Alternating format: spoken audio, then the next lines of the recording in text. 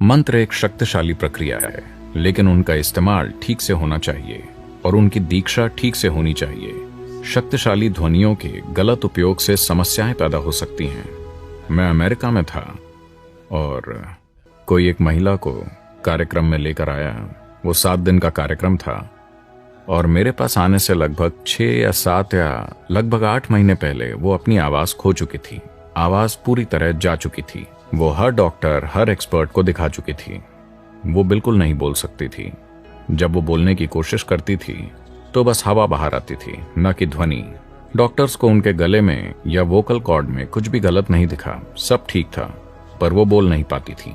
तो जब कुछ नहीं मिला तो वो स्वाभाविक रूप से कहने लगे कि कोई पॉलिप हो सकता है, ये हो सकता है, वो हो सकता है, शायद किसी तरह की गठिया वगैरह हो, और कोई सर्जरी की सलाह देने लगा।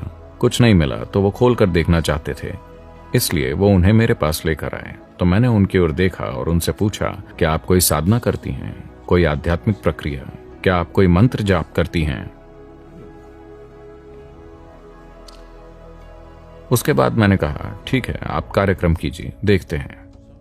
1, 2, 3 दिन बीत गए। वो बेचैन होने लगी क्योंकि उनकी आवाज वापस नहीं आई और मैंने उनकी वोकल कॉर्ड के बारे में एक भी शब्द नहीं कहा।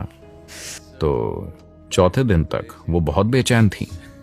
उसके बाद वो फिर आई और मैंने फिर उनसे पूछा, क्या आप कोई मंत्र करती हैं?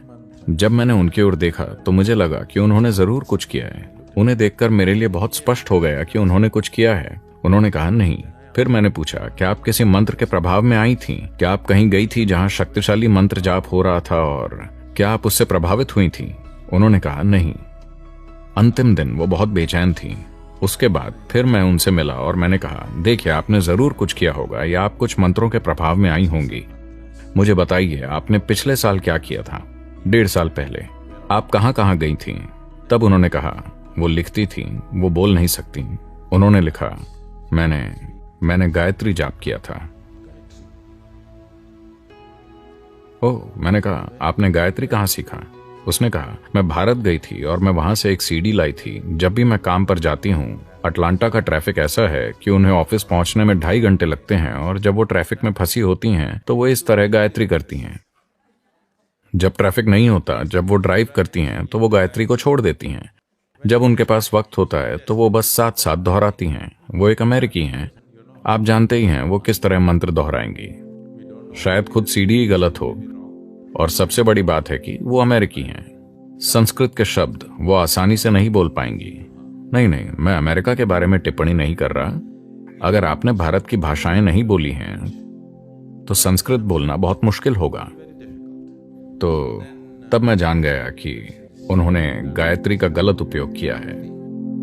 मैंने कहा, देखिए, अगर 3 महीनों के लिए आप आकर हमारे साथ भारत में रहती हैं तो हम कोशिश करेंगे। कोई गारंटी नहीं है, हम एक प्रयास करेंगे और देखेंगे। वो यहाँ आई और हमने उन्हें एक पूरी प्रक्रिया दी।